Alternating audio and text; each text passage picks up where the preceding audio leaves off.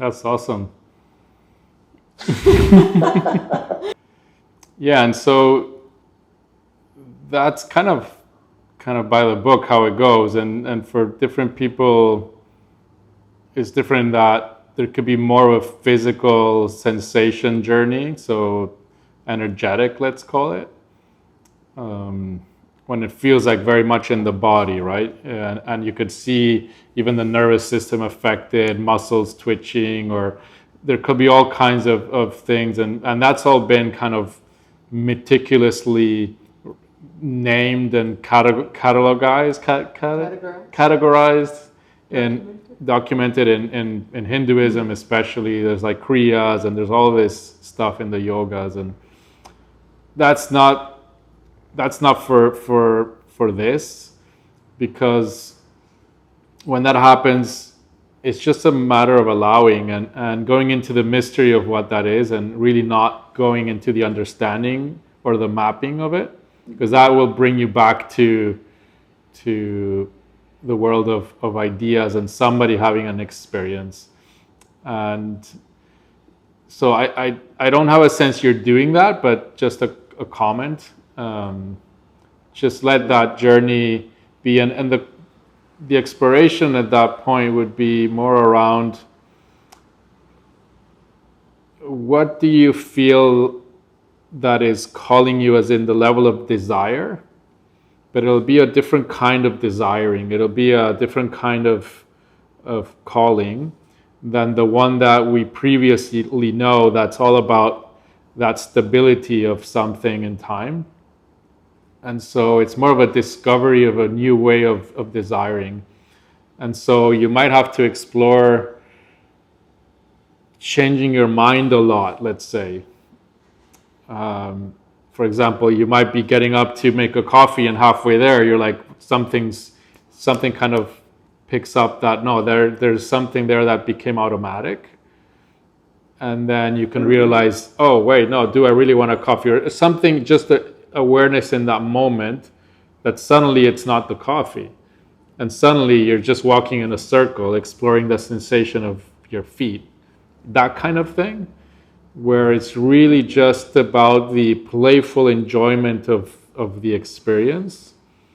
And obviously keeping awareness to, if we're listening at every level, there might be a wanting of doing something very kind of functional, like work, right? So everything is part of the game, and we learn to balance different energies and deeper, more complex energies and movements and desires.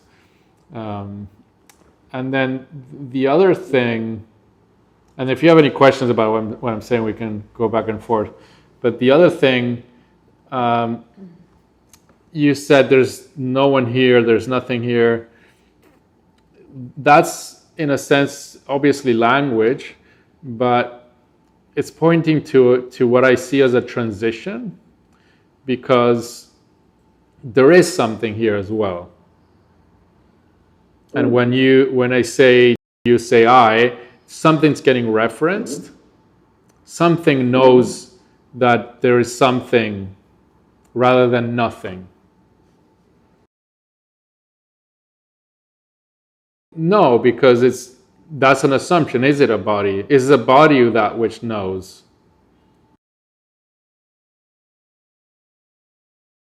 Well, no. Entity is maybe saying too much, right? And so now it's a matter of refining and clarifying, what is it that I in the metaphor of the triangle, so those who came into the meditation late might be a little confused, but in the metaphor of the triangle, suddenly the triangle is gone, or it appears and you see that's not I, clearly, but then there's still something that is here. And so you could say something's gone, or there's nothing here, no one here, but there's still something here. And so that can be clarified, and language is really poor at that kind of from there on. And it can be referenced more as emptiness, for example, or silence. But I'm pointing to the transition between the attachment to the I being a thing, an entity. That is what we've been rehearsing from very young. And that entity still has a function, but it becomes clearly seen as a system of thoughts that has a function, and it no longer references what I am. Same with the body. But there's something, it read my thumb, and I don't know if I can remove that. There we go. So yeah, just keep looking at refining, and it's going to be kind of trippy. Yeah. Yeah, so that's what I have from what you've shared, and it's awesome.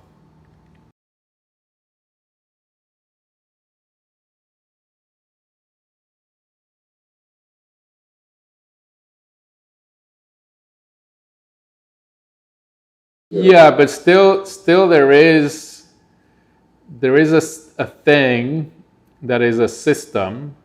It's not an isolated, separate thing, but it's a system. It's like a whirlpool in a river that kind of has a momentum, and as it's slowing down, it's kind of losing its sense of whirlpool, because it kind of blends into the rest of the river, and in a sense it is dying, and so the fear of death is valid, but it's not what you are. In that metaphor, you are the river, but there is the experience of something that is, let's say, a part of you that is experiencing a thing that is a process that includes the death of that system, the ending of that. The ending. And death is really ending, something ending. And so it's the change of something. If you're a gold ring, a golden ring, and you get placed into a furnace in order to be made into a necklace, the part of you that's ring is ending. But what you really are is the gold. But the part of you that is the ring is ending. So it's always, when we talk about kind of the absolute reality of things in language and in form, we have to address both sides to be complete. And so in a sense, the part of you that is ring is ending. It's still a part of you. And so it does experience and will respond and react as if it was dying. And the body will die. It will end.